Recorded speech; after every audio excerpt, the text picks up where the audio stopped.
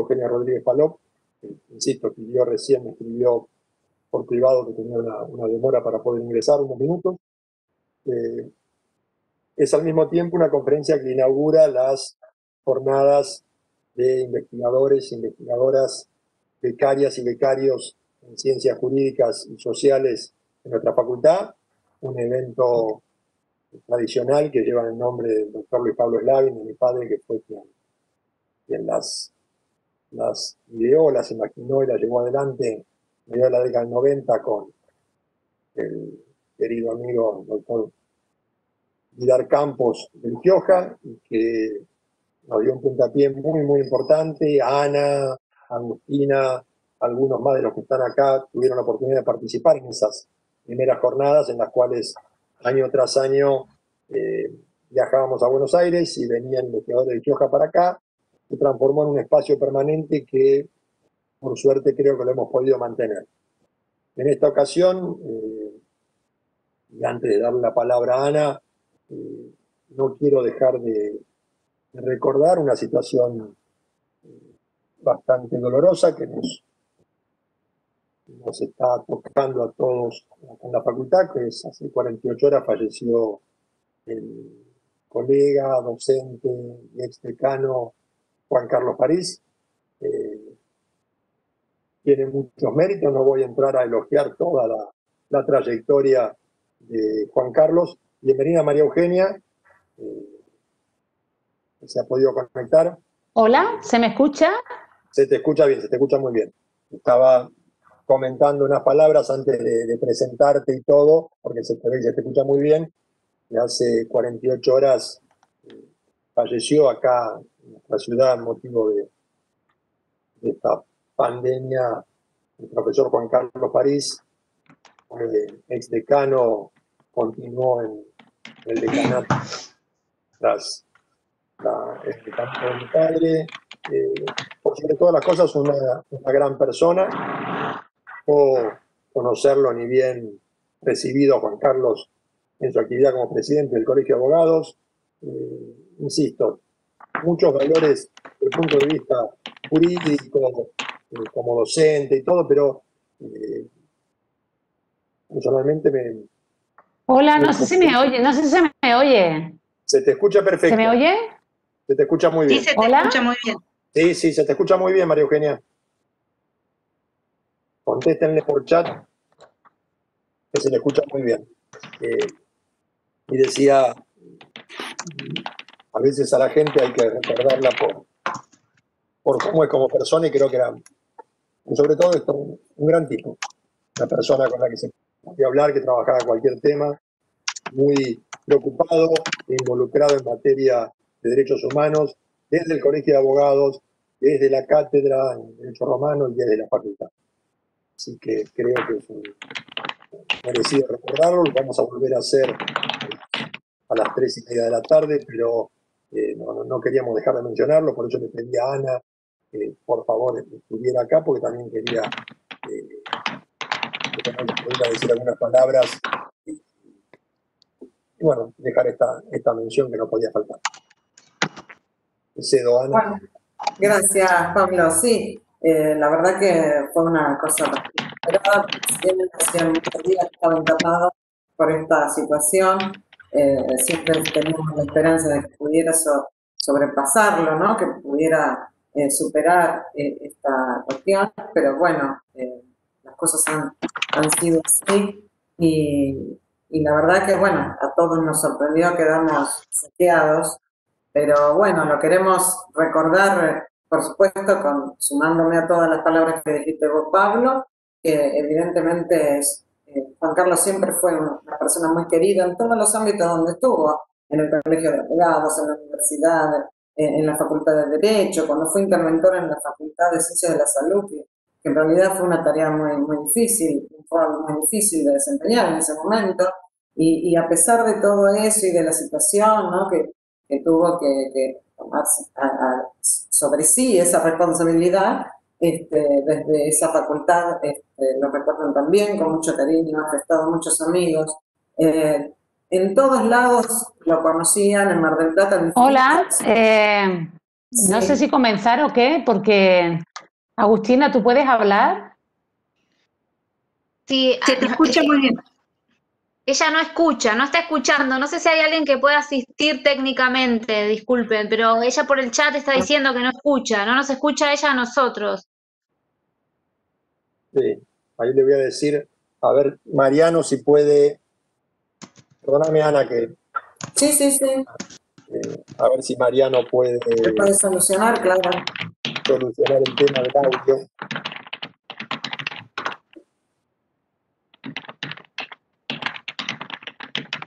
Están tratando. Ahí le escribí un par de opciones. Sí.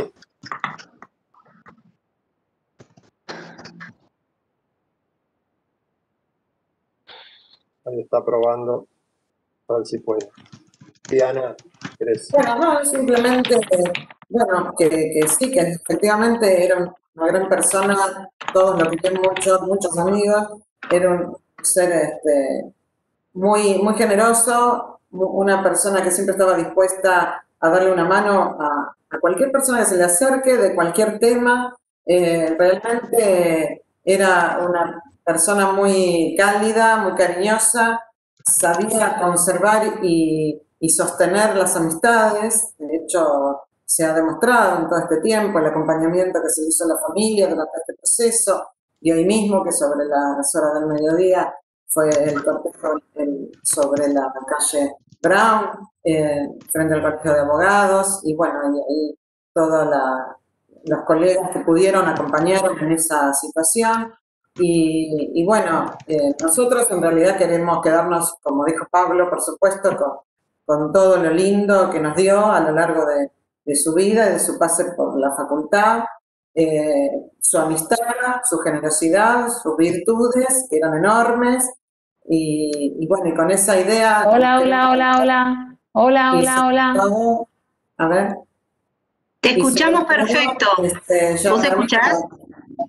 Hola, hola, hola, hola. Discúlpame. Hola, hola, hola, hola, hola.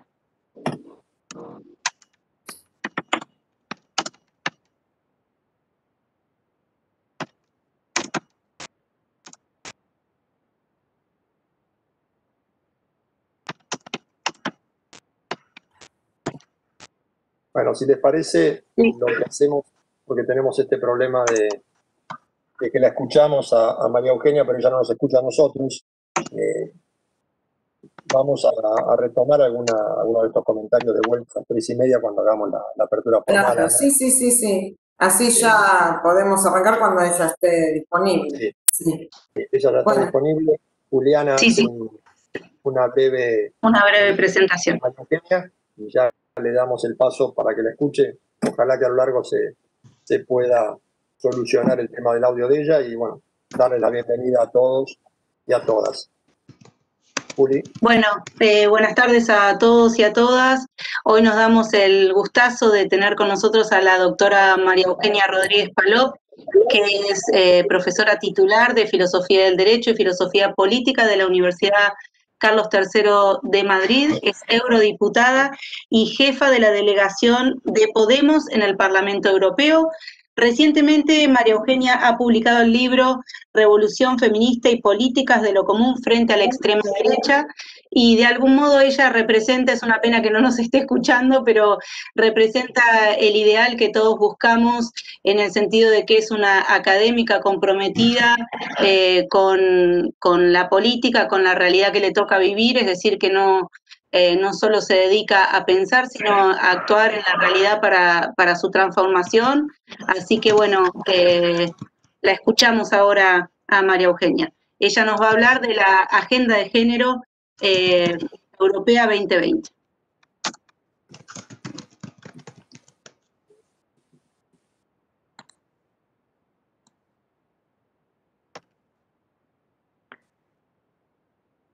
Bueno, ¿se me oye? ¿Qué hago, Agus? Sí, hablo igual. Bueno, esto es un poco loco, no sé, a ver, se te oye, te escuchamos, ya puedes hablar, se te oye, habla, te escuchamos, sí, vale. Bueno, pues oye, buenas tardes, siento el retraso primero y después pues toda esta esta cosa, es que me da no sé qué porque la mitad de las caras no las veo y además no escucho nada. Es un poco extraño dar una conferencia así, pero bueno, voy a hacer lo que pueda. No estoy acostumbrada a esta cosa que es medio monólogo, ¿no? Bueno, Agustina, te veo ahí, por lo menos a ti sí te veo, que estás muy bien, ¿no? Y bueno, por dónde empiezo? Esto de género, ciudad, Unión Europea, son un montón de cosas. Mira, yo había pensado explicaros un poco cuál es la situación que se está viviendo desde el punto de vista de las mujeres, desde el punto de vista del género y el feminismo en la Unión Europea, especialmente la reacción antifeminista que estamos sufriendo por parte bueno, los grupos de extrema derecha y de algunos gobiernos en la Unión Europea, que no sé si estáis al tanto, pero bueno, pues han declarado, Polonia, por ejemplo, ha declarado zonas libres de LGTBI, pues 30 municipios, que esto acoge pues a miles de personas.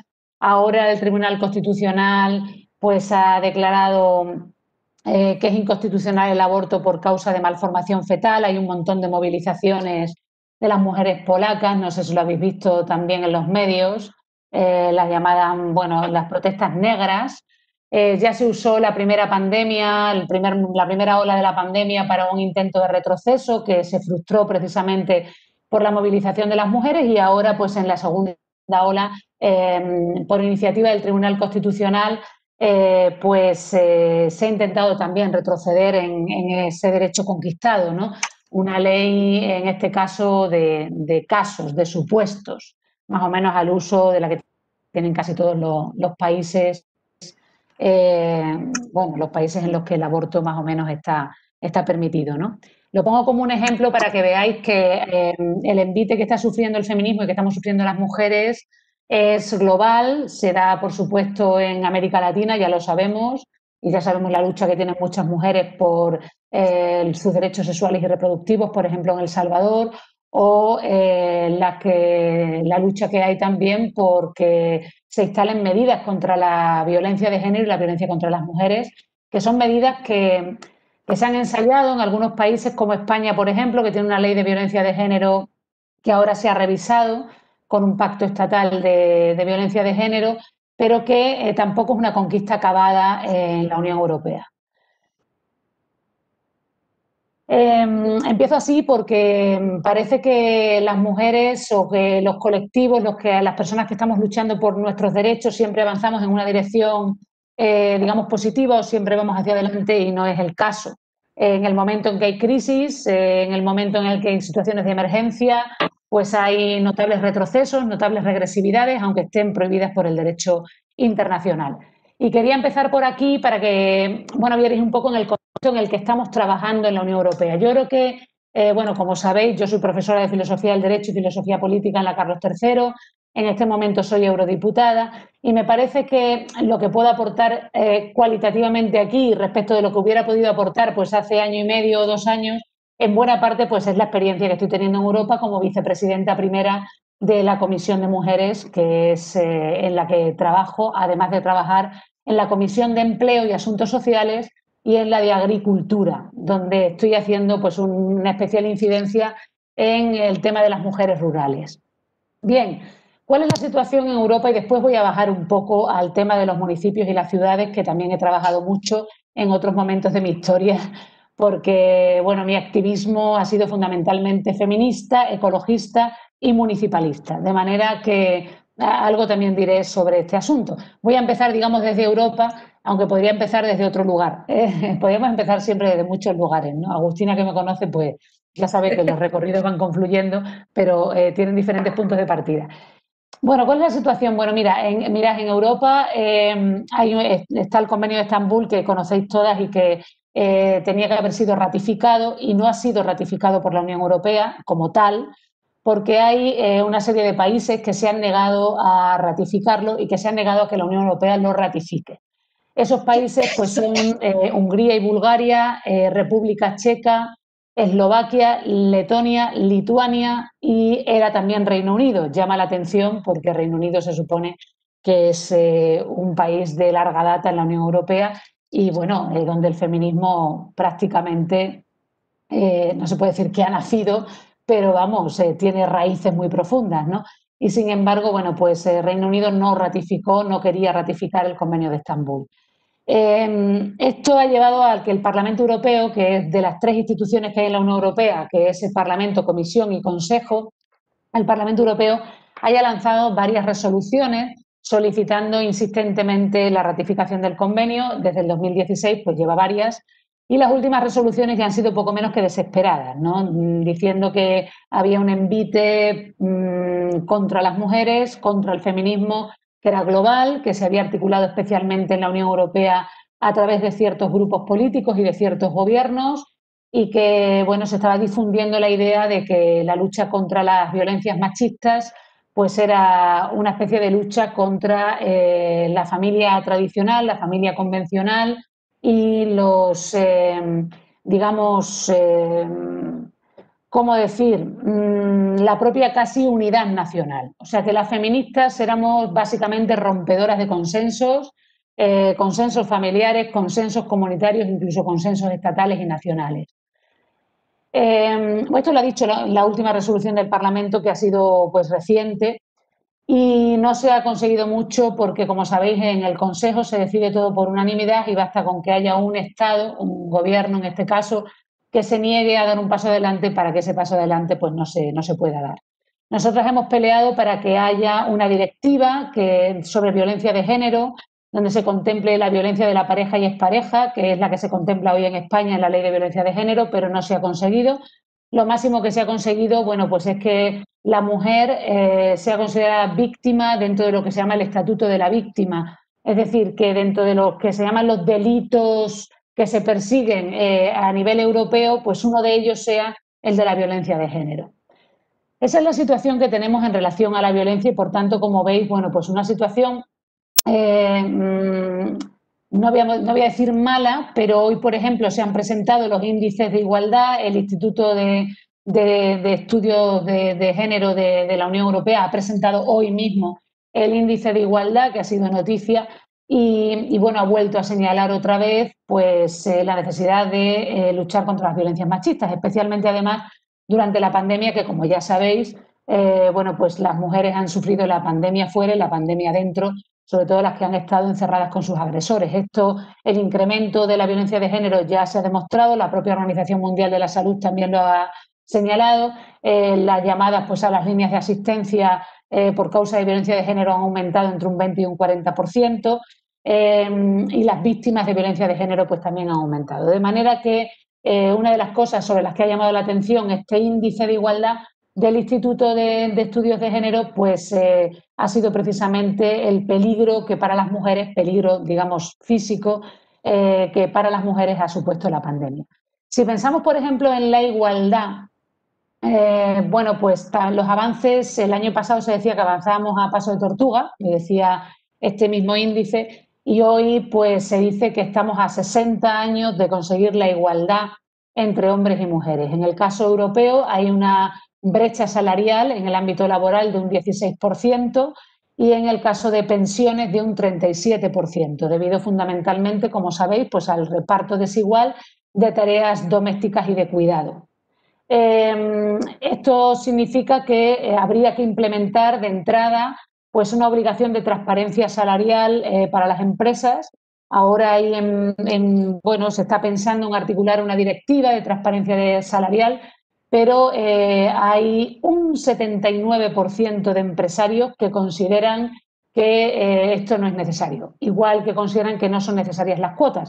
Sin embargo, las cuotas, con todos sus efectos, se han demostrado no solo necesarias, sino que se han demostrado profundamente eficientes, tanto en el terreno político como económico.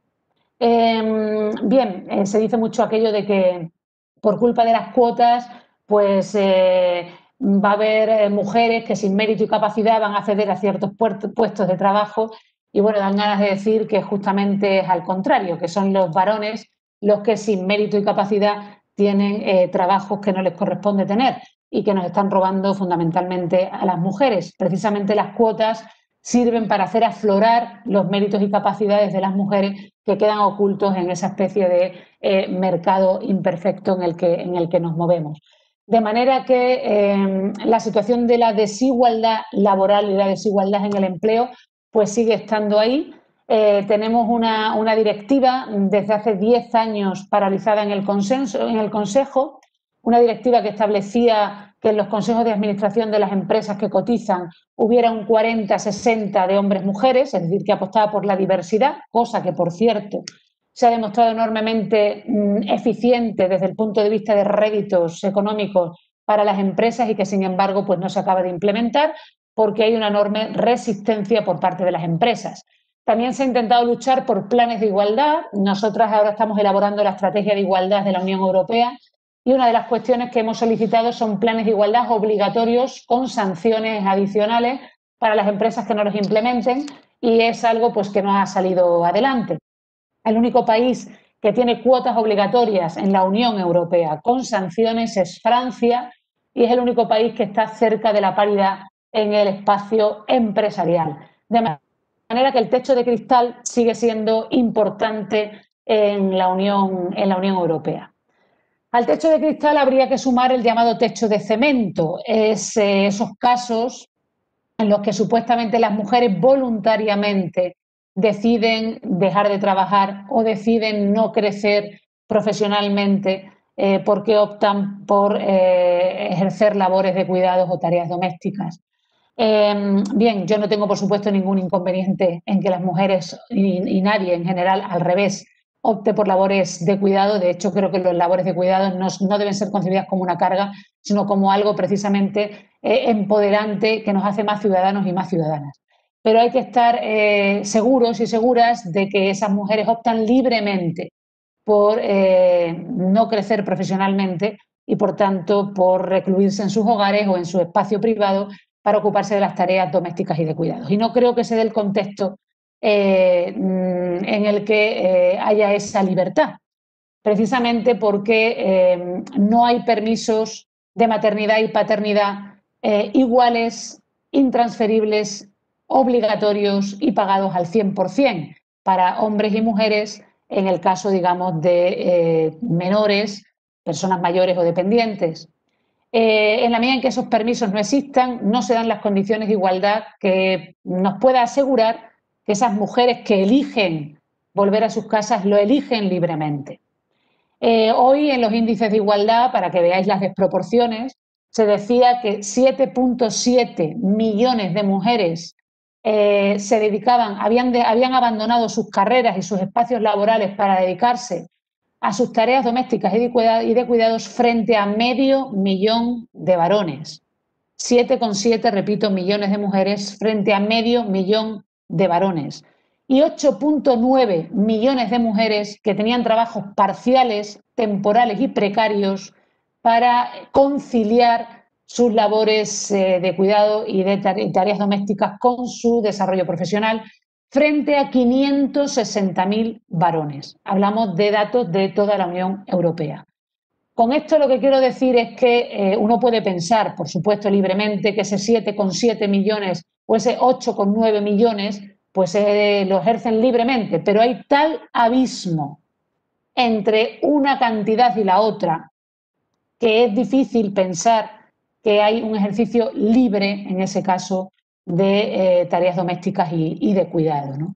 En la medida en que eso no se solucione, las brechas salariales y las brechas de pensiones seguirán estando ahí, y hablamos de abuelas que siguen cuidando a sus nietos y sus nietas para que sus hijos y sus hijas puedan ir a trabajar pues, a un mercado precarizado. Mientras eso no suceda, mientras no haya ese reparto adecuado, como digo, esa corresponsabilidad, las mujeres no tendrán condiciones de igualdad en el espacio laboral. Y esto lo dicen todos los organismos internacionales y, repito, hoy mismo lo dice el índice de igualdad presentado por este Instituto de Estudios de Género, que es muy prestigioso y que es nuestra referencia en la Unión Europea. Hay una directiva en la Unión Europea que es la Directiva de Conciliación, que se ha intentado poner en marcha y que no se ha prácticamente implementado. En España tampoco. de manera que en ese punto pues seguimos en unas condiciones, digamos, precarias. Y fijaos que os hablaba antes de la transparencia salarial. Hay una obligación de transparencia salarial únicamente en Alemania para empresas de más de 200 trabajadores y trabajadoras, y en Islandia para empresas de más de 25 trabajadores y trabajadoras. En el resto de los casos, todos estos datos que estamos dando son datos aproximados, porque de hecho las empresas no ofrecen datos acerca de las condiciones laborales de sus trabajadores y trabajadoras, o las que lo hacen voluntariamente. No existe ninguna obligación para las empresas en este sentido. Y pasa lo mismo que antes hablaba de la violencia con la violencia, porque no hay una tipificación homogénea de feminicidio, ni de mutilación genital, ni de trata, ni de prostitución, ni sabemos qué es prostitución libre y qué es prostitución forzada, ni, por tanto, de violencia sexual, ni de violencia laboral. Fijaos, la violencia laboral que se establece, que se intenta atajar con el convenio 190 de la OIT, tampoco se ha ratificado. Ese convenio lo ha ratificado, hasta donde yo sé, Uruguay, y otro país que ahora no recuerdo, pero España va a ser el tercer país que lo va a ratificar. Un convenio que intenta evitar la violencia en el entorno laboral. Lo que quiero decir es que hay una tal falta de definición en los tipos que muchas veces no se pueden recoger ni datos fiables para decir aquí hay trata, aquí hay prostitución, aquí hay violencia sexual, aquí hay violencia laboral. O sea, ni hay datos fiables para hablar de violencia contra las mujeres, ni hay datos fiables para hablar de brecha salarial y, por tanto, de condiciones de igualdad en el trabajo. Todos son estudios, informes, aproximaciones, porque los estados y las empresas no colaboran, simplemente no colaboran.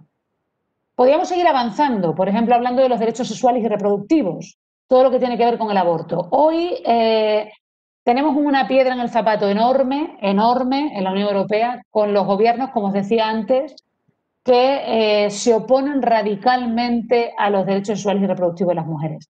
Polonia, lo comentaba antes, ahora va a retroceder respecto de la causal de malformación fetal. Polonia tenía legislado el derecho al aborto. No digo solamente en las causales, sino incluso un derecho al aborto libre previamente.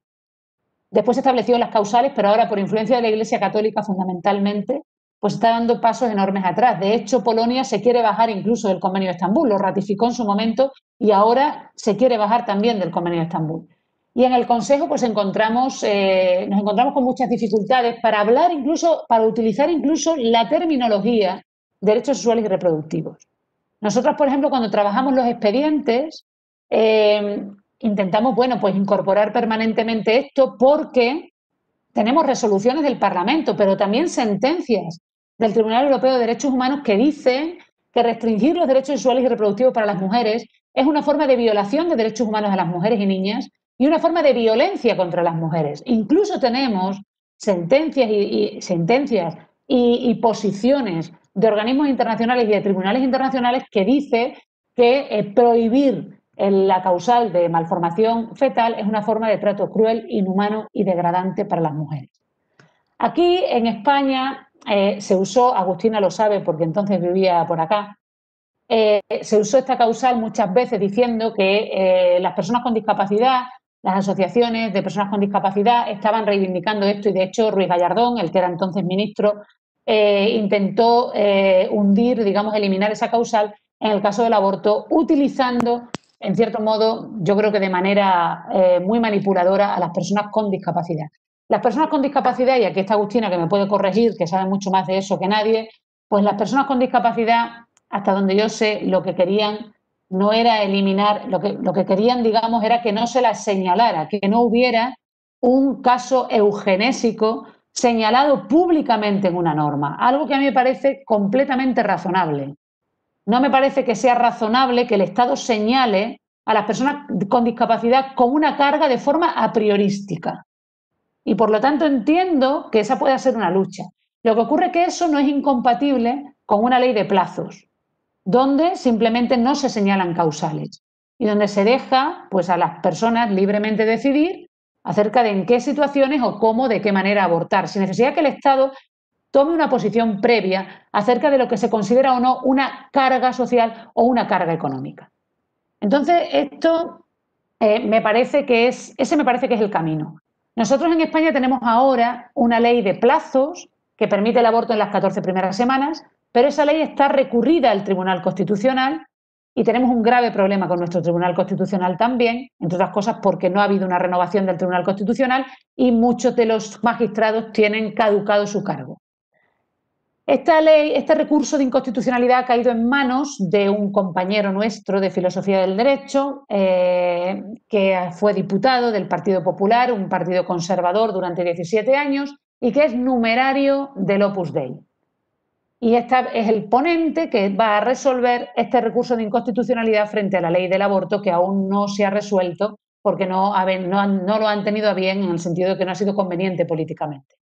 Pero lo que quiero decir es que desde el punto de vista de los derechos sexuales y reproductivos hay una posición muy clara del Tribunal Europeo de Derechos Humanos y del Parlamento en favor de los derechos sexuales y reproductivos y, sin embargo, hay muchos gobiernos, bien a través de sus tribunales constitucionales, bien a través de sus posicionamientos como ejecutivos, que se oponen radicalmente. Decía que nosotros en la comisión intentamos incluso meter permanentemente esta expresión y es continuamente resistida. Y a veces hemos intentado recurrir a la expresión autonomía reproductiva porque sabemos que también incluye la posibilidad de acceder a las técnicas de reproducción asistida, algo que teóricamente no resisten los conservadores y tampoco pues, ha sido posible. Esta es la situación, un poco el panorama que tenemos en la Unión Europea, así muy de brocha gorda, en relación a las mujeres y los retos un poco que tenemos por delante, ¿no? Son muchos, yo os podía contar todo lo que ha salido hoy en el índice de igualdad, pero básicamente este es el panorama un poco general, ¿no? Se podría resumir diciendo, uno, que los avances que hemos tenido en las mujeres, los derechos que hemos adquirido, son siempre susceptibles de ser recortados, que siempre cabe una regresión o un retroceso, especialmente en situaciones de emergencia o crisis, y que en buena parte ese retroceso y esa regresión está orquestado por la extrema derecha o la derecha extremada que se ha instalado en algunos gobiernos de la Unión Europea o que influye sobre algunos gobiernos de la Unión Europea y que hoy está sentada en el Parlamento Europeo en un grupo político llamado IDE, Identidad y Democracia. Este grupo, la extrema derecha ha hecho del antifeminismo un eje absolutamente central. Y en esto nosotros también tenemos un grupo político que se llama Vox, que tiene una cierta conexión con el gobierno polaco y también con el bolsonarismo. Bolsonaro, pues con aquello de buey, bala y Biblia, ¿no? Agronegocio, militarismo y pentecostales, ha hecho también del antifeminismo un eje central, en este caso influido por la llamada Iglesia Universal del Reino de Dios, que por cierto son todo menos pobres. Tienen 70 emisoras de televisión, 50 radios, un banco y varios diarios, más 3.500 templos en las zonas más ricas de Brasil. Lo mismo sucede con la Iglesia Católica, con los sectores más retrógrados de la Iglesia Católica, en el caso de Polonia o de España. La derecha, bueno, pues ha apostado por una familia fundamentalmente heteropatriarcal, ha apostado por una educación religiosa. De hecho, en Polonia se ha perseguido y se persigue cualquier forma de educación sexoafectiva. De hecho, hubo un intento de proyecto de ley para perseguir con 5 años de prisión a todo profesor o docente que pudiera incorporar de alguna forma, aunque fuera colateral, la educación sexoafectiva en las aulas. En España, antes os decía, el recurso de la ley del aborto, el recurso de inconstitucionalidad, afecta por un lado a las 14 semanas libres en las que se puede abortar, pero también afecta por otro lado a la educación sexual. Se entiende que debe prohibirse la educación sexual.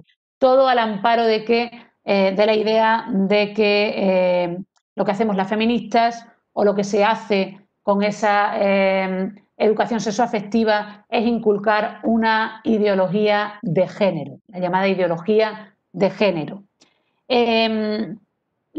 con esto lo que se intenta básicamente pues es expulsar a las mujeres del mercado laboral para que vuelvan al hogar familiar, criminalizar al feminismo y a las feministas y bueno, representar de alguna forma una especie de macho alfa, que es el macho alfa cazador, el macho alfa, cazador digo entre comillas, ¿no? En el sentido primitivo, ¿no? Del primitivismo, no porque esté en este momento a favor o en contra de la caza, sino cazador en sentido de fuerte, luchador, antipobres, antimigrantes, que protege al Estado, que protege a la nación con fronteras férreas contra los migrantes. Y ese mismo macho pues es el que castiga con mano dura o el que domina o somete con mano dura a su mujer, a sus hijos y el que es el rey de la familia en el espacio más íntimo o más privado. Diría que el reto que tenemos las feministas en este contexto pues es evidentemente resistir a esta especie de machirulismo, a esta especie de hooliganismo machirulo que representa la derecha, la extrema derecha o la derecha extremada, que afecta, como decía antes, tanto al eje de la violencia como de la igualdad, como de los derechos sexuales y reproductivos, como del acceso al poder, sea vía cuotas o sea vía igualdad en el espacio laboral o en el espacio del empleo, pero también creo que deberíamos resistir a una especie de feminismo aparentemente aliado, una especie de feminismo liberal que tampoco nos está haciendo ningún favor. Y ahora voy a intentar describir qué entiendo yo por esa especie de feminismo liberal que no nos está haciendo ningún favor y que creo que también hay que resistir. Pero paro aquí un momento, porque voy a ir después bajando, para decir finalmente cómo creo que se puede resistir esto, no ya desde la Unión Europea únicamente, sino también desde los municipios. Paro aquí por si acaso hay alguna pregunta o por si acaso voy bien, voy mal o hay alguna sugerencia o comentario. Por otra parte, tampoco sé muy bien de cuánto tiempo dispongo y no sé si solamente podemos hablar por el chat. Agustina. Va muy bien, dice Pablo. Bueno, va perfecto. Bueno, hay tiempo. Vale, coincido. Agustina, muy bien. Bueno, esto... No sé por qué, es un gusto escucharte, pues muchas gracias. La verdad, también qué pena no poder hablar con vosotros. Esto es un poco frustrante. Pero bueno, de verdad que si tenéis dudas, sugerencias, comentarios, yo voy mirando el chat o pensáis que debo parar en algún punto y detenerme o qué sé yo, me lo decís por aquí. No entiendo la razón por la que no escucho, la verdad, me da muchísimo coraje porque está todo bien. He entrado y he salido varias veces y no veo nada anormal acá. Bueno, cambiar audio, está usando el audio del ordenador, cambiar audio, conectar, no. Bueno, prueba a sacarte los auriculares. A ver ahora. ¿Ahora me escuchás? ¿Sí? ¿No? Agustina, ¿hablas? A ver, ¿nos escuchás ahora? No, veo que hablas, pero no te escucho. Debe ser una tontería, pero yo no sé qué decirle. Bueno, sobreviviremos. Sobreviviremos a la COVID y a todos estos obstáculos de la pandemia que nos ponen en el camino. Somos unas luchadoras. Bueno, decía que también había que resistir un feminismo liberal, que es un feminismo, a mi modo de ver, que no nos hace ningún favor porque se alía en cierto modo con el capitalismo, en el peor sentido del término. Es un feminismo que entiende que la emancipación se va a dar vía la mercantilización. Es decir, que, por decirlo vulgarmente, es un feminismo que lo que pretende es que suframos una especie de masculinización con nuestra incorporación al mercado sin cambiar absolutamente nada ni en el sistema productivo, ni en el sistema de mercado, ni en el sistema laboral. Es un feminismo que piensa que el problema de las mujeres es un problema coyuntural y no estructural, que es un problema de discriminación en el mejor de los casos, que se soluciona únicamente con acciones afirmativas y que no entra, por tanto, a la cuestión de fondo. Es además una especie de feminismo empresarial, de feminismo lobista, elitista, individualista, lo que Nancy Fraser ha llamado el feminismo del 1%. Este feminismo no renuncia a la lógica mercatoria, no renuncia a la lógica de la acumulación, que en realidad es contradictoria con la lógica del sostenimiento de la vida.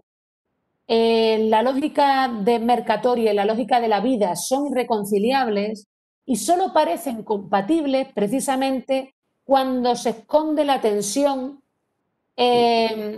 porque la vida, el sostenimiento de la vida queda relegada al mundo de lo invisible. Esto es, la tensión entre lo público y lo privado, la tensión entre la lógica mercatoria y la lógica de la vida no se manifiesta de manera clara porque son las mujeres las que cargan, digamos, con esa tensión. De alguna forma se invisibiliza porque se invisibiliza a las mujeres. La invisibilización de los cuidados, la invisibilización de lo doméstico, la invisibilización del mundo de lo privado, lo que invisibiliza básicamente es que son las mujeres las que están absorbiendo la tensión que el capitalismo ha creado entre el mundo productivo y el mundo reproductivo.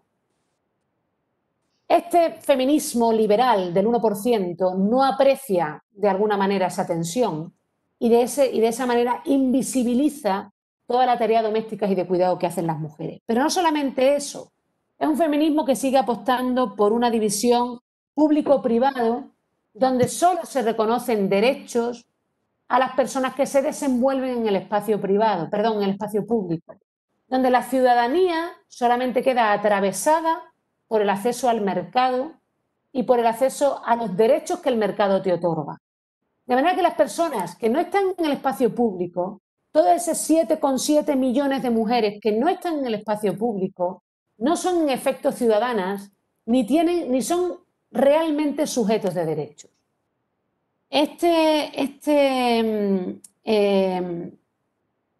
Feminismo piensa que solamente es trabajo aquello que es productivo y solamente es productivo aquello que es consumible. Por lo tanto, solamente es trabajo lo que es empleo. Y que las tareas domésticas y de cuidado, en la medida en que no son empleo, no son productivas, no son consumibles, en esa medida no se pueden considerar trabajo y por lo tanto quedan completamente postergadas. Es también un feminismo que se apoya en la dicotomía autonomía-dependencia, siempre organizando esta dicotomía sobre el eje de los ingresos monetarios. Es decir, que impide el reconocimiento de la interdependencia social e invisibiliza toda la red de cuidados que ya existe y que sostienen las mujeres. Todas estas dicotomías, lógica mercatoria, lógica de la vida, público, privado, autonomía, dependencia, son dicotomías que el feminismo militante que hoy está en las calles, el feminismo del 99%, tiene que disolver, apostando abiertamente por una interdependencia social y por una forma de ciudadanía que no tenga que ver necesariamente ni con tener un protagonismo en el espacio público ni con acceder a la ciudadanía a través exclusivamente del mercado. Yo no me quiero meter en el tema de la prostitución porque es un tema además muy largo, pero una de las cuestiones que a mí me genera perplejidad en la discusión sobre la prostitución es aquella que consiste en pensar que la única forma que tienen de acceder a los derechos las mujeres en situación de prostitución es convertirse en trabajadoras sexuales. Es decir, es convertirse en trabajadoras. Es decir, en trabajadoras por cuenta ajena, en formar parte del mercado. Yo lo que quiero precisamente es desmercantilizar. Lo que quiero es sacar cosas del mercado, no incorporar cosas del mercado. Lo que quiero es poner en valor precisamente las habilidades y los aprendizajes que las mujeres han adquirido en el espacio de lo privado, para llevar esas habilidades y esos aprendizajes al espacio de lo público. Si se quiere dicho de una manera más sencilla, yo no quiero masculinizar el espacio privado ni masculinizar a las mujeres, sino feminizar a los hombres y feminizar el espacio público. Creo que precisamente la experiencia y el testimonio de las mujeres, las vivencias de las mujeres y los aprendizajes de las mujeres, asociados siempre a esos roles domésticos y de cuidado inferiorizados, invisibilizados y no pagados, son las que resultan verdaderamente transformadoras desde el punto de vista feminista. Por eso creo que hay que resistir ese feminismo liberal que va justo en la dirección contraria. De la misma manera, es un feminismo que suele ser securitario y punitivista. Esto es, que piensa que la mejor forma de acabar, digamos, con las violencias machistas es a través de las sanciones o de la vía punitiva. Y en ese sentido se une básicamente a las alas más conservadoras en el espacio de la política. Yo creo que el punitivismo es un error. Soy feminista antipunitivista porque pienso que el punitivismo, las sanciones, lo que hacen es individualizar el problema, que es lo que quieren estas feministas liberales, en lugar de ver que nuestro problema es un problema estructural y es un problema, digamos, como clase. Es decir, que no es un problema individual, ni siquiera un problema como grupo, sino que lo que tenemos es un problema como clase, como colectivo. Y bueno, me parece que además el punitivismo no tiene ningún futuro sin políticas preventivas y sin un programa socioeconómico. Un programa socioeconómico que pasa por algo que este feminismo tampoco aprueba, que es la puesta en valor de los comunes. Un programa socioeconómico favorable a las mujeres no es solo un programa de servicios públicos y políticas públicas, que eso por supuesto, de servicios sociales, sino que también es un programa que ponga en valor los bienes comunes, que son diferentes también a los servicios públicos y a los bienes públicos. Esto significa desmercantilizar una vez más. La lucha por los comunes es la lucha de las mujeres en todas las partes del mundo. Quienes están luchando por los comunes, quienes están luchando por el territorio, por el agua, por la pervivencia de las comunidades, son mujeres. La mayor parte de las defensoras ambientales son mujeres y las que hoy están siendo asesinadas en muchas partes del mundo por defender el territorio son mujeres. Hay una gran vinculación entre la lucha feminista y la lucha de los comunes, pero hay una vinculación si se siente y se piensa el feminismo desde donde yo estoy hablando, porque el feminismo liberal no tiene ningún problema con el mercado ni con la privatización de los comunes. Este feminismo liberal tiene además una idea del cuerpo muy particular. Algunas feministas como yo, por ejemplo, pero no solamente yo, sino muchas feministas radicales, muchas feministas italianas, francesas, norteamericanas, cuando gritaban mi cuerpo es mío, no tenían una visión patrimonialista del cuerpo, en el sentido de autoemprendimiento. Mi cuerpo es mío no es soy una fuente, digamos, de monetarización, sino que mi cuerpo es mío era una fuente de identidad. Mi cuerpo soy yo. Eso es lo que significaba mi cuerpo es mío. Estas feministas liberales piensan que la libertad sexual o que la libertad individual pasan fundamentalmente por el uso del cuerpo, digamos, como una máquina de hacer dinero. Yo no lo veo así. Evidentemente puede haber una identidad que esté vinculada a esa visión del cuerpo, pero creo que no es en esencia lo que las feministas querían decir con mi cuerpo es mío. Las feministas ponemos el cuerpo en el centro, pero el cuerpo se tiene que entender desde esta perspectiva feminista que yo estoy defendiendo aquí, al menos de 4 maneras. En primer lugar, el cuerpo como campo de batalla, que es lo que dice Rita Segato, ¿no? El cuerpo como objeto de violencias machistas, física, sexual, emocional, económica. El cuerpo como objeto de feminicidios, de ataques a los derechos sexuales y reproductivos. El cuerpo como objeto de violencia institucional, como sucede cuando se prohíbe el aborto en todos los casos, y eso lo dicen muchos organismos internacionales, ¿no? La prohibición total del aborto es una violación de un montón de derechos de las mujeres, que además son conexos al derecho a la autonomía reproductiva, como puede ser el derecho a la vida, a la salud, a la integridad física, en fin, el no parar, ¿no? A decidir los hijos que uno quiera tener, el intervalo entre unos hijos y otros y demás. En segundo lugar, el cuerpo es una fuente de subjetividad, es una fuente de identidad. Por eso, este feminismo, que pone el cuerpo en el centro de esta manera entendido, es también un feminismo racializado. Es un feminismo antirracista, que piensa que así como el género y la clase son ejes, digamos, de discriminación y opresión, también la raza lo es. Y que piensa además que la visión feminista de una mujer blanca y de una mujer negra, o de una mujer migrante y de una mujer que no es migrante, puede ser, y de hecho es, distinta. Y por lo tanto es una fuente de subjetividad porque nos conforma. El cuerpo como objeto de cuidados, esto es, el cuerpo como el que cuida y por tanto el que tiene el deber de cuidar, y el cuerpo como el que es cuidado, esto es, el derecho a ser cuidado. El deber de cuidar es un deber público de civilidad y de hecho el Estado debería velar para que este deber se cumpliera.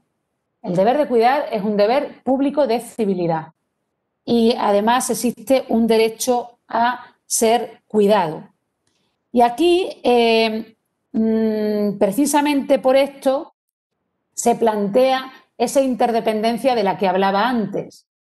La conceptualización, y de esto también sabe mucho Agustina, ¿no?, de autonomía-dependencia como una conceptualización dicotómica, pues tiene que ser disuelta para apostar básicamente por la interdependencia, el deber de cuidar y el derecho a ser cuidado. Y aquí también es donde se conecta el sistema productivo y el sistema reproductivo, el trabajo remunerado y el trabajo no remunerado, y aquí es donde hay que empezar a redefinir lo que entendemos o no entendemos por trabajo, porque las mujeres cuidamos gratuitamente en la esfera privada y cuidamos precarizadamente en la esfera pública. Somos, en el caso europeo, el 83% de las cuidadoras, digamos, en servicios sociales, ¿no?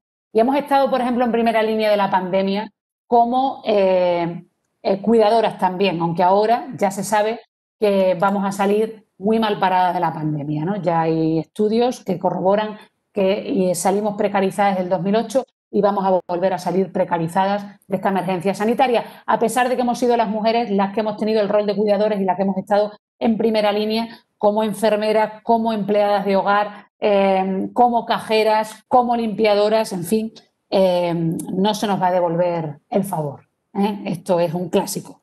Aquí también es donde, en este mismo terreno, es donde también adquiere relevancia las mujeres migrantes, por ejemplo, en el norte. Las mujeres migrantes en el norte, que son las que cuidan de nuestros dependientes, cuidan de nuestros abuelos, cuidan de nuestros mayores, de nuestros hijos e hijas. Esas mujeres dependientes, esas mujeres migrantes que articulan toda una cadena global de cuidados y que dejan a sus hijos y a sus hijas en manos de otras mujeres, que a su vez dejan a sus hijos y sus hijas en manos de otras mujeres. Esa cadena global de cuidados, ese trasvase de cuidados de unas manos femeninas a otras, donde faltan fundamentalmente los varones y las instituciones. Y ya lo he dicho antes, los números están ahí. 500.000 de varones se dedican a cuidar frente a 7,7 millones de mujeres. 560.000 varones, digamos, comparten trabajo y cuidados frente a 8,9 millones de mujeres en la Unión Europea. Cuando vengan a pedir las custodias compartidas, cuando se separen y vengan a pedir las custodias compartidas, lo primero que hay que hacer es ponerle delante estos datos, porque usted cuida y si no cuida, pues no tiene derecho a la custodia. Y me da exactamente igual si ha puesto usted un gen o no ha puesto usted un gen. Es decir, por aquí lo importante es la crianza y el cuidado y no, digamos, la relación sexual de turno que dio lugar al embrión. Esto lo digo abiertamente porque en España hay muchísima lucha de varones que quieren la custodia compartida, cuando en España solo el 3% de los varones solo el 3% de los menores, pudiendo optar por su permiso de paternidad para cuidar, opta por el permiso de paternidad. Solo el 3% decide voluntariamente criar y cuidar. Entonces, no se colige de ahí que estén tan interesados en las custodias compartidas. Más bien están interesados en las custodias compartidas por otras razones que no vienen al caso aquí, pero que tienen que ver con las hipotecas. En fin, el cuarto eje del cuerpo, que decía antes en el feminismo, es el cuerpo como dependiente del ecosistema. La ecodependencia. El colapso civilizatorio que estamos viviendo ahora, que no es solamente un tema de cambio climático y de emisiones, sino que es un colapso de todo el modelo productivo, es el colapso también de los valores masculinos y masculinizantes, del progreso indefinido, del crecimiento infinito y del progreso lineal.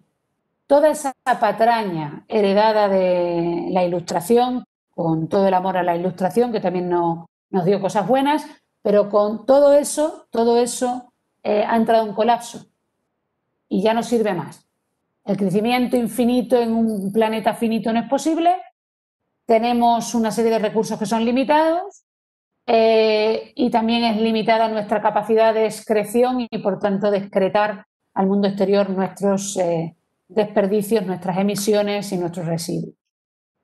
La ecodependencia, ahí crece en un punto pues el ecofeminismo, que es un feminismo en el que yo milito muy a gusto desde hace mucho tiempo y que es el que plantea precisamente que la interdependencia es la vulnerabilidad común, la fragilidad común, el hecho de que nadie es autónomo realmente en ningún momento de su vida, aunque lo sea más o menos en según qué momentos, en según qué circunstancias.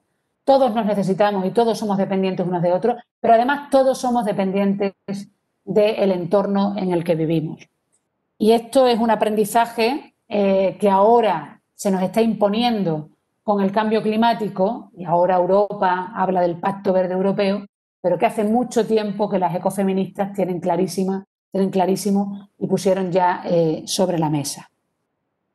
A mi modo de ver, el feminismo así entendido es el auténtico antídoto de la extrema derecha. Yo por ahí tengo un libro que es un conglomerado de artículos que llevo escribiendo pues desde hace tiempo, de artículos, digamos, en el diario, de artículos de difusión, no de artículos académicos, sobre el feminismo como antídoto de la extrema derecha y la política de los comunes. Y un poco vengo a explicar algo parecido a lo que he explicado acá. Después tengo algún artículo que a lo mejor, si se lo podíais pasar a Agustina, a los alumnos, que tiene un carácter más académico, que es el de la visión relacional de los derechos humanos, que está publicado en Derechos y Libertades, que ahí cuento un poco por qué toda esta visión, toda esta cosmovisión que acabo de explicar aquí, nos tiene que llevar a reformular el concepto de los derechos humanos para pasar a tener una visión, despatriarcalizar de alguna forma el discurso, ¿no? Bien, ¿qué tiene que ver esto con el municipalismo? Pues tiene que ver todo con el municipalismo y con las ciudades.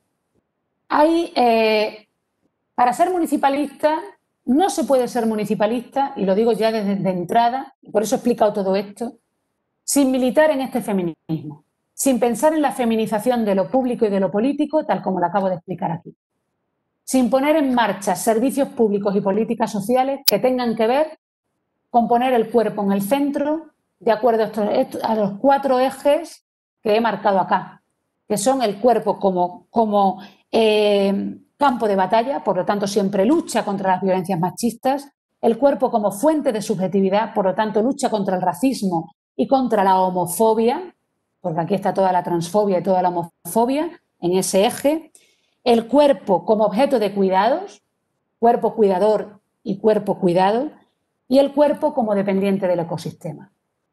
Un buen municipalismo, un municipalismo renovador y transformador, tiene que feminizar el espacio público y político considerando estos ejes que yo acabo de expresar acá. Y añadiría además unos cuantos más. Un municipalismo transformador, o sea, si quisiera cruzar, como de hecho he cruzado toda mi vida porque lo he trabajado siempre desde esta perspectiva, la reivindicación municipalista con la reivindicación ecologista y con la reivindicación feminista, añadiría a ese municipalismo algunas exigencias más. En primer lugar, ya he dicho, la feminización del espacio público y político en la línea que he indicado. En segundo lugar, los procesos de radicalización democrática o profundización democrática, que consiste en establecer instituciones y partidos políticos porosos a la política no institucionalizada, algo que Habermas ya contó hace mucho tiempo, que es establecer un diálogo fluido entre política institucionalizada y no institucionalizada, o lo que se ha venido a llamar la democracia deliberativa. Básicamente, esto se puede articular con presupuestos públicos y compartidos, se puede articular con consultas a la ciudadanía, se puede articular dividiendo una ciudad en barrios y distritos y trabajando directamente sobre esos barrios y distritos para acomodar los servicios públicos y los servicios sociales a cada una de las necesidades de esos barrios y distritos.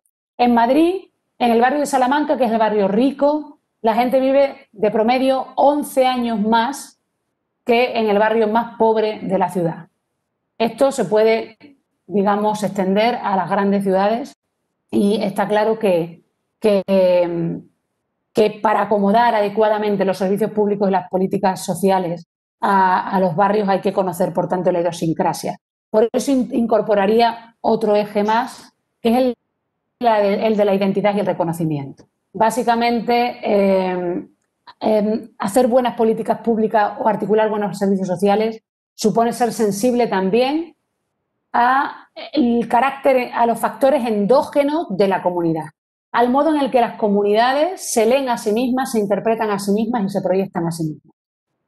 Aplicar las mismas políticas públicas idénticas para todos en una ciudad o en un país es un error, porque ni todos son iguales ni todos necesitan lo mismo. Para eso lo primero que hay que hacer, democracia, es escuchar. Y lo segundo que hay que hacer es acomodar. Y esto, los países que tienen poblaciones indígenas, que tienen pluralismo jurídico, lo saben perfectamente. En países tan homogéneos como España nos ha hecho falta pues una revolución en Cataluña o una banda terrorista en el País Vasco para darnos cuenta de que había gente que se sentía oprimida porque había una identidad común con la que no se sentían identificados. Y yo creo que hay que articular la redistribución de la riqueza, tiene que ir unida a una redistribución del poder político y administrativo y, por lo tanto, se debería tender a estados federalistas, a estados federales y desde ahí bajar cada vez más y más y más pues hasta los municipios. Es decir, el principio de subsidiariedad, ¿no?, tiene que vincular democracia, reconocimiento e identidad. Evidentemente, la redistribución de la riqueza, este sería el otro eje, ¿no? La redistribución de la riqueza pasa por poner en cuestión una cosa que es un clásico, ¿no?, que es el principio de la propiedad privada. O sea, en la medida en que la propiedad privada siga siendo algo totalmente sacralizado, en la medida en que no nos tomemos en serio la utilidad pública y el valor social de la propiedad privada, no podremos redistribuir la riqueza. O sea, eso es así. Una propiedad como la que hay ahora, las grandes propiedades, no hablo de tener una casa o tener un coche, hablo de las grandes propiedades, las grandes acumulaciones de riqueza que hoy tienen personas y empresas, nos están impidiendo permanentemente redistribuir. No hablo ya solo de que además esas personas y esas empresas no pagan impuestos y evaden fiscalmente, que además pasa eso. En el IBEX 35, que son las 35 empresas que cotizan en España, hay 34 que tienen sedes en paraísos fiscales. O sea, que es que además de ganar más que nadie, evaden más que nadie. Pero no hablo solamente de eso. Hablo de que una propiedad que es producto de una actividad especulativa nunca es una propiedad legítima. Precisamente porque la propiedad tiene que tener una utilidad pública. Y la especulación, por definición, no tiene ninguna utilidad pública. De hecho, es lo que la define. Es especulación justamente porque no tiene ninguna utilidad pública, ni ofrece ningún tipo de servicio social. Entonces, esa propiedad es una propiedad ilegítima. Y yo estoy pues con Rousseau en esto, ¿no? El primero que llegó a un terreno y dijo que esto es mío y encontró gente suficientemente simple como para creerle, dice, ¿no?, en algún momento. Ese fue el gran fundador de la sociedad civil. ¿Cuántas guerras, conflictos nos habríamos ahorrado si, arrancando la estaca y allanando el terreno, hubiéramos gritado: no creáis ese impostor, que los frutos son de todos y la tierra no es de nadie? Es decir, la idea, y esta idea es muy importante porque voy a los comunes. ¿Podemos redistribuir la riqueza si no tenemos un control público sobre el agua? Si no tenemos un control público sobre las fuentes energéticas, si esas fuentes energéticas y ese agua caen en manos de las grandes empresas o de pocos, o de unos pocos. Por eso, un municipalismo transformador tiene que ser democrático, primer eje. En segundo eje, escuchar y adaptar, es decir, adaptarse al reconocimiento y a la identidad y al reconocimiento de cada barrio y de cada población y de cada comunidad, y tiene que redistribuir remunicipalizando las fuentes energéticas, el agua y todo lo que necesitamos para la vida. Por eso es tan importante reivindicar los comunes. No sé si alguien me dice algo por acá. Aquí hay el artículo, ¿vale? Declaración de liberalismo machismo, gracias, bien. Qué pena de verdad no poder hablar, que no poder escucharos, de verdad. Estoy aquí como hablando sola, largando mi rollo. Bueno. Bueno, y aquí conecto finalmente con la feminización. Por lo tanto, si os fijáis, por resumir y termino. Situación en Europa. Eje de violencia, eje de igualdad, eje de derechos sexuales y reproductivos, ataque, digamos, frontal de la extrema derecha, reacción feminista como antídoto a la extrema derecha, que no puede ser un feminismo liberal, un feminismo que asocia la emancipación de las mujeres con la mercantilización de las mujeres, que tiene que ser un feminismo mucho más vinculado al feminismo socialista y al ecofeminismo, y que ponga el cuerpo en el centro con esos 4 ejes de los que hablamos. Y ese feminismo es el que hay que llevar a todos los espacios, pero sobre todo al espacio municipal, donde tendríamos un nuevo municipalismo liderado por mujeres, y no digo por mujeres biológicamente mujeres, sino liderados por este feminismo militante, que feminizara el espacio público y político y que se articulara de acuerdo al eje de la democracia, la identidad y el reconocimiento, la redistribución de la riqueza, la defensa de los comunes y la feminización del espacio público y político. ¿Esto significa que un alcalde no puede ser un varón? Puede ser un varón feminizado. ¿Esto significa que una mujer tiene que ser necesariamente alcaldesa? No, porque puede estar masculinizada. Básicamente, de lo que hablo es de una visión del mundo que es accesible a hombres y mujeres y que hoy lideramos las mujeres, no por razones biológicas o esencialistas, sino por razones psicosociales, por el rol que hemos desempeñado en el espacio privado y porque ese rol que nos ha llevado a desempeñar tareas domésticas y de cuidados, invisibilizadas, no remuneradas o precarizadas, nos ha dado unas habilidades y unos aprendizajes que hoy serían muy útiles y muy transformadores en el espacio municipal, que es precisamente el que está más cerca, digamos, de la gente, donde el sostenimiento de la vida de alguna manera es más importante, hasta, por supuesto, el espacio estatal o el espacio internacional. Yo estoy con Ferrajoli cuando decía aquello de el Estado es demasiado grande para las cosas pequeñas y demasiado pequeño para las cosas grandes. Estoy a favor, por tanto, de una redistribución de las competencias a nivel supraestatal e infraestatal. Creo que el Estado ya no tiene la medida de las cosas. Es útil para algunas cosas, pero no es útil para todas y, por lo tanto, no tiene que ser suprimido, pero sí tiene que ser superado. Y en ese sentido, todas las instancias infrarrepresentativas pueden ser interesantes, como lo pueden ser las supraestatales, ¿no? Y bueno, aquí podría seguirme enrollando porque creo que también se podría articular una comunidad política municipal a través del bioregionalismo, pero bueno, esto tiene que ver también con los comunes, ¿no? Articular comunidades políticas que tengan que ver con la gestión de los comunes compartidos y de los recursos naturales compartidos, ¿no? En fin, aquí terminaría porque no sé cuánto tiempo llevo hablando, pero un huevo, o sea, como 1 hora, y tengo mucho pali que puedo seguir y como encima nadie me interrumpe, pues, en fin, no os voy a dejar iros a casa. No sé, Agustina, cómo quieres que hagamos. Así tenés audio de todo lo que hablamos. Un placer enorme escucharte. Pablo, gracias. Juliana.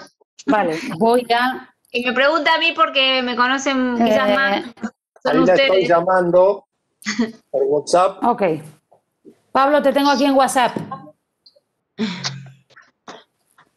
Pablo, ¿me oyes? Te oigo con eco, pero te oigo. Bueno, ahora ya tenés el sonido de todos. No sé si tenés el gusto de verme por pantalla. Te veo. Bueno, gracias. Excelente. La verdad, toda tu exposición. Estamos todos muy contentos y si podemos, ahora te vamos haciendo algunas preguntas o comentarios y por lo menos con delay nos escuchás. Vale. Juliana.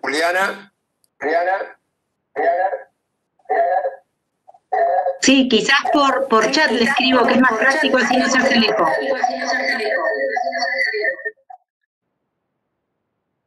Perfecto.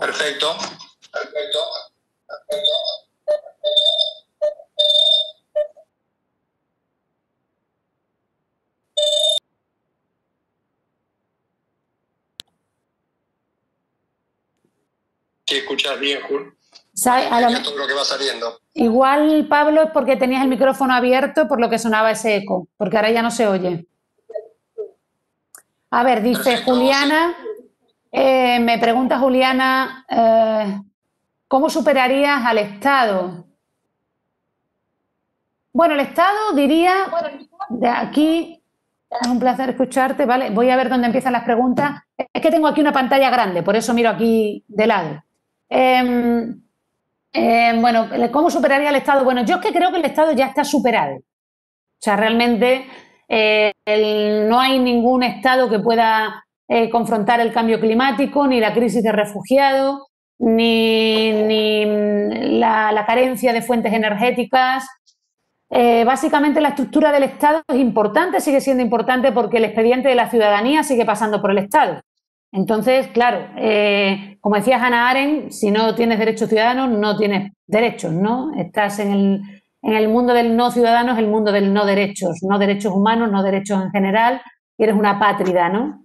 Entonces, el Estado sigue siendo importante desde ese punto de vista, pero desde el punto de vista de la gestión de los recursos, por ejemplo, e incluso desde el punto de vista de la gestión de ciertos problemas, el Estado empieza a ser un problema, es decir, no es eficiente.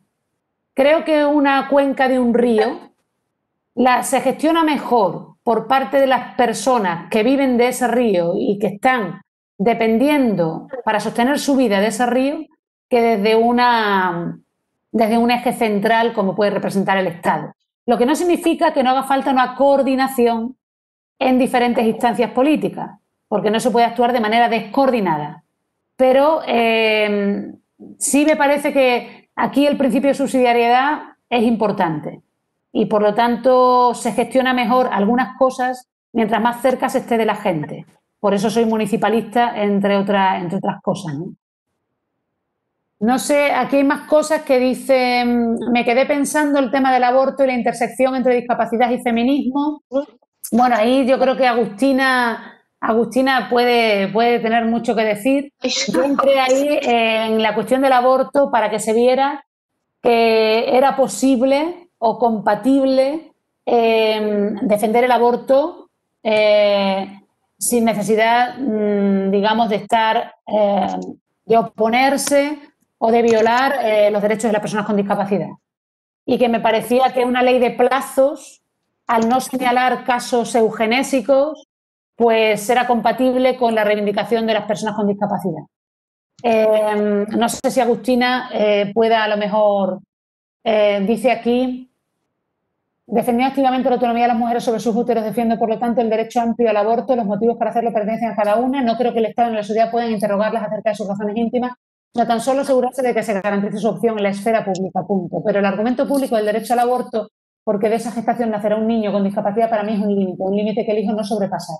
Estoy citando a una periodista brasileña.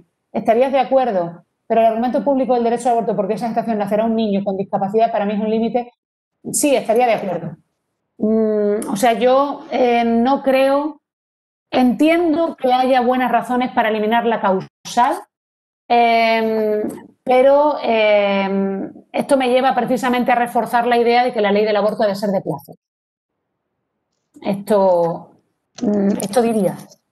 Yo creo además que incluso la causal de la violación es también una tortura para las mujeres, porque la causal de la violación supone pasar por todos unos procesos que son muy duros para las mujeres y que muchas veces estigmatizan a las mujeres violadas.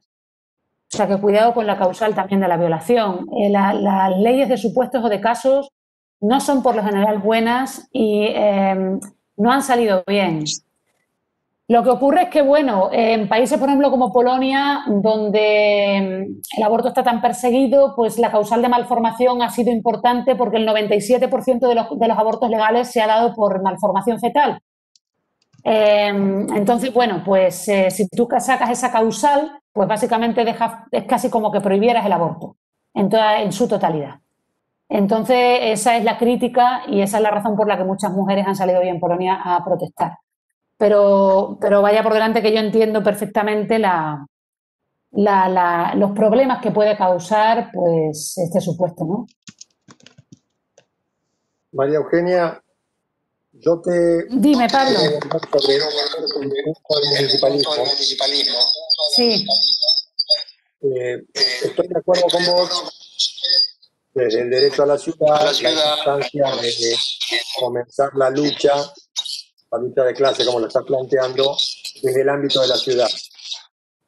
Lo que creo es que ese ámbito de la ciudad termina quedando limitado si no lo planteamos a partir de articulaciones en niveles superiores. Creo que vos recién empezaste a expresar algo de eso, porque hay muchos problemas en los cuales la solución excede el marco de la ciudad, hablando de las grandes empresas, hablamos de temas tecnológicos, hablamos de cuestiones en las cuales yo plantearía arrancar en la ciudad, y a partir de ahí creciendo o ampliando las alianzas hasta establecer un movimiento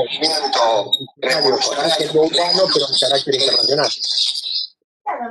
Bueno, estoy totalmente de acuerdo. La ciudad ha sido muy importante, las redes de ciudades ha sido muy importante en España, por ejemplo, con el llamado nuevo municipalismo, que surgió fundamentalmente después del 2015, después del 15M.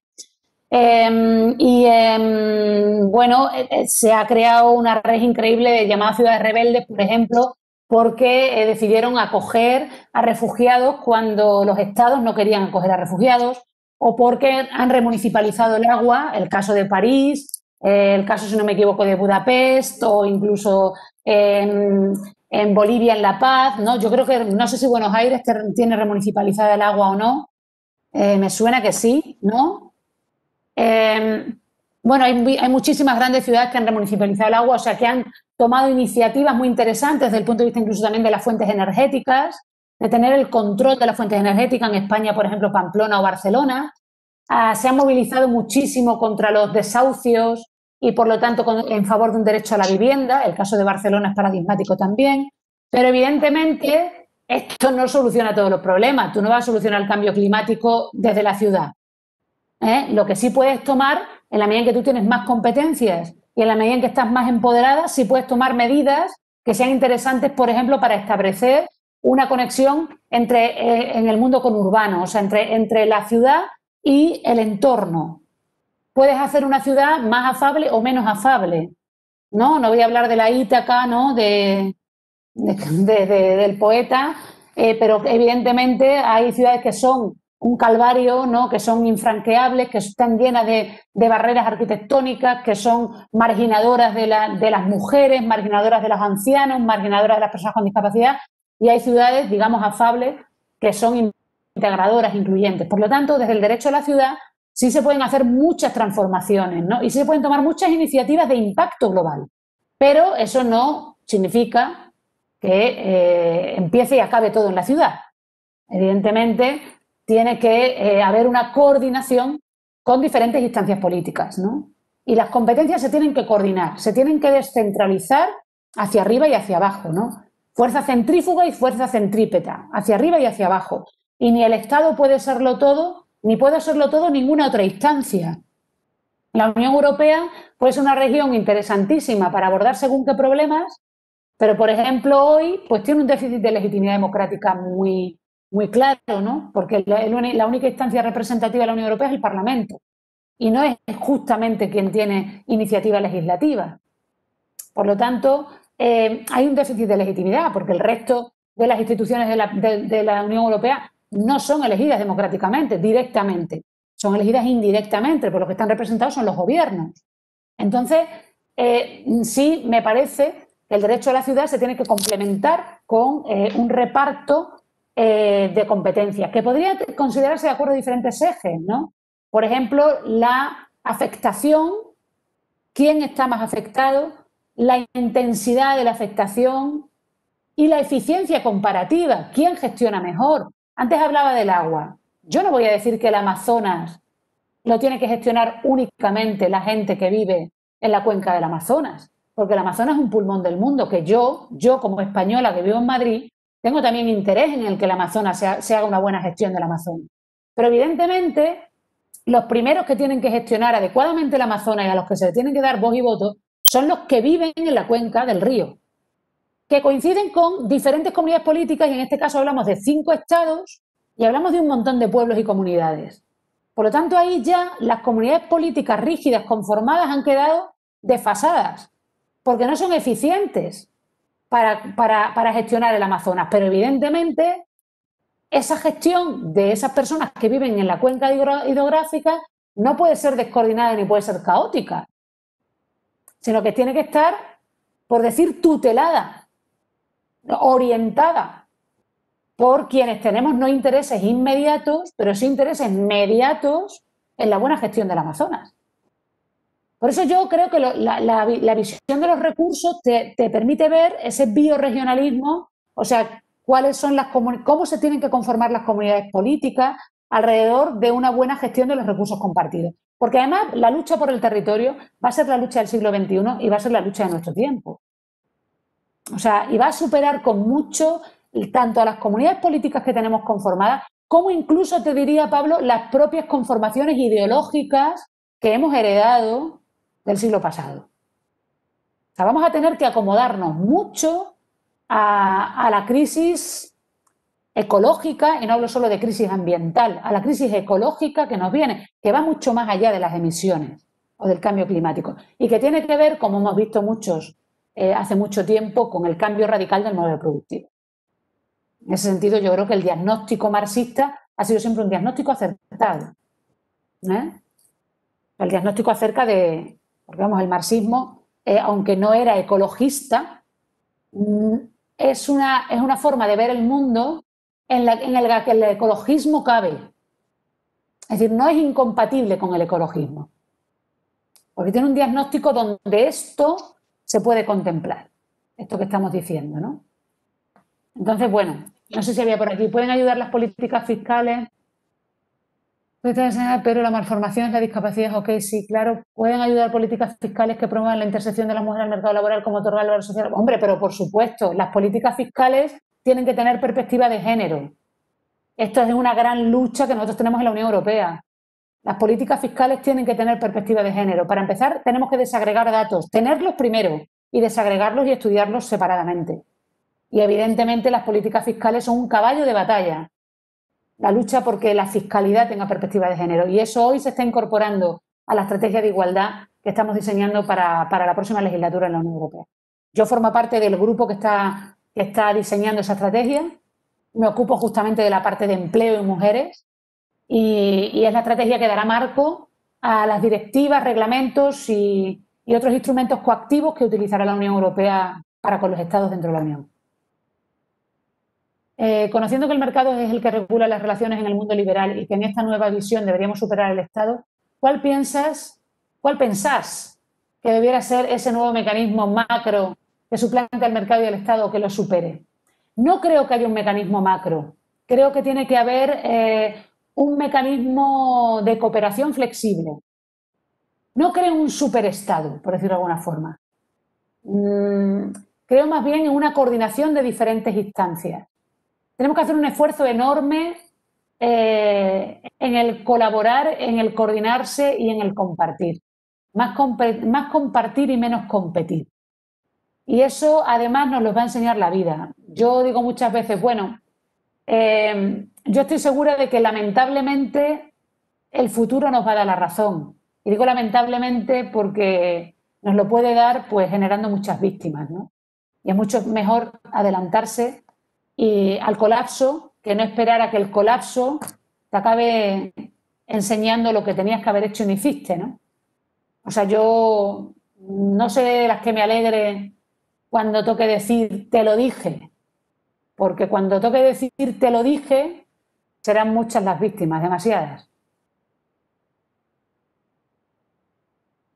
Bueno, pues no sé si hay más preguntas. Hay muchas más preguntas, estamos escribiendo un libro de preguntas para mandar. Os voy a dejar un minuto, que voy a salir un segundo, que tengo ahí a mi hija. Esto es el mundo de los cuidados. Un segundito.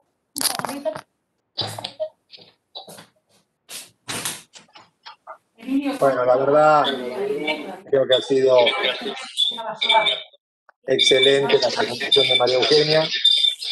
La idea ahora ya es poder despedirla, agradecerle, no queremos secuestrarla tanto tiempo. Y no sé si alguno más tiene alguna pregunta que quiera hacerle a ella antes de cerrar, si no, seguimos en contacto con María Eugenia, porque es de los contactos que tenemos con la Universidad Carlos III de Madrid permanente. Y vamos a seguir trabajando. Gracias a Agustina, que es la que abrió esa puerta con la Carlos III en su momento y que permitió la creación de este centro de investigaciones, que realmente nos ha permitido un crecimiento importante. Y bueno, ahora paso el aviso a Lucía Escalante, que está acá, y a Almendra, que va a llegar más tarde, que están viajando en las próximas semanas con becas de estancia doctoral allá en la Carlos III, así que van a estar trabajando justamente con María Eugenia y con la gente de la universidad para después traernos todas las novedades. En este momento creo que del estado del COVID en España, en Francia y en el resto. Había una promesa de que pudieran visitar España y conocer la noche. Creo que ahora van a quedar enclaustradas ahí con los cierres temprano, pero bueno, es lo que nos toca vivir, lamentablemente. Ahora, cuando vuelva María Eugenia de la parte de cuidados por la que no cobra, como explicó, con su hija, ya le damos la palabra para el cierre y pasamos, si te parecen, Agustina, Ana, Juliana, al acto de apertura de las comisiones.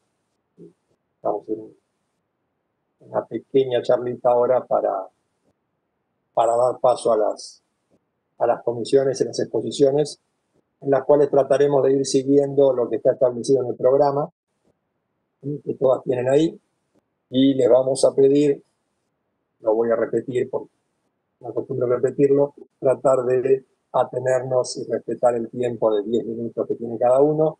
Les recuerdo a todas y todos que las ponencias presentadas en las jornadas van a ser publicadas íntegramente, fueron ya evaluadas, así que lo que vamos a estar haciendo es una exposición muy sucinta de ellas para dar lugar a que todos y todas puedan conocer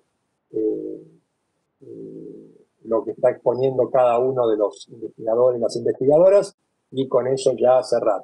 María Eugenia, sí, te queremos dar la despedida, agradecerte muchísimo por tu participación. Ahora vamos a dar paso a las jornadas. Acá toda la gente ha quedado muy, muy contenta. Estábamos diciendo que vas a encargarte de ser la anfitriona de las becarias nuestras que están viajando. Lucía Escalante, que está ahí abajo en la pantalla, que te saluda, por lo menos en la que tiene los dibujos detrás de las bailarinas. Y bueno, gracias por todo. La verdad lamento que no hayas podido tener el audio que hubiéramos querido, pero la verdad, excelente lo tuyo, como siempre, a pesar de ya tener más de 35 y haber llegado a esa edad que no esperábamos. felicitaciones por todo lo que estás haciendo y por todo lo que estás haciendo allá.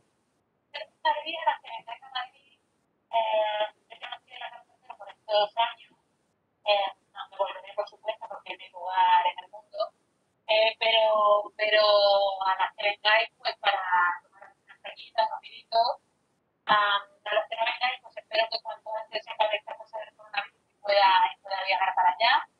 De hecho, iba a Argentina, el 18 de mayo, porque formo parte de la delegación de Eurolat, la delegación de América Latina en la Unión Europea, y esa delegación, pues la siguiente reunión que va a tener va a ser en Argentina, cuando sea posible. Entonces, en ese momento, el 18 de mayo, ya se suspendió, pero tengo intención de viaje a Argentina. Y bueno, en la Unión Europea estoy a vuestra disposición, trabajo en esas comisiones, trabajo en la delegación de Eurolat, la de América Latina, y trabajo en la delegación de México y Chile, precisamente por el tema del feminicidio del México y de los derechos sexuales y reproductivos en Chile. Y bueno, yo qué sé, hago lo que puedo por trabajar en la misma fuerza y con el mismo entusiasmo con el que he trabajado siempre. Y ya está, cuando se acabe esta etapa, que es una etapa en la vida, una etapa política interesante, de aprendizaje, pues seguramente volveré a la universidad y espero haber aprendido mucho, para transmitir mucho. Y bueno, me da mucha pena no poder, ya es bastante agobiante, ya resulta como conferencias telemáticas, encima sin poder haber hablado, pues, pero vamos, yo he visto por ahí las caras, leyendo el chat, pero hay sus aplausos. Se escucha medio mal. Sí. Se apagó tu micrófono, María Eugenia. Ya no te escuchamos. Bueno. Bueno. Bueno, y ahora empecé a escuchar. Ahora sí. A ver. Escucha por ahí. Ok. Bueno, pues nada, ¿se me ha escuchado o no? Sí, se te ha escuchado, se escuchó todo. Ya, Vale. había perdido el final nada más. Ah, bien. Vale. Bueno, amores, muchos besos. Gracias a vos por todo. Gracias. Adiós. Te liberamos. Te liberamos. Muchas gracias a vosotros. A vos. Adiós. Bueno, ahora sí, creo que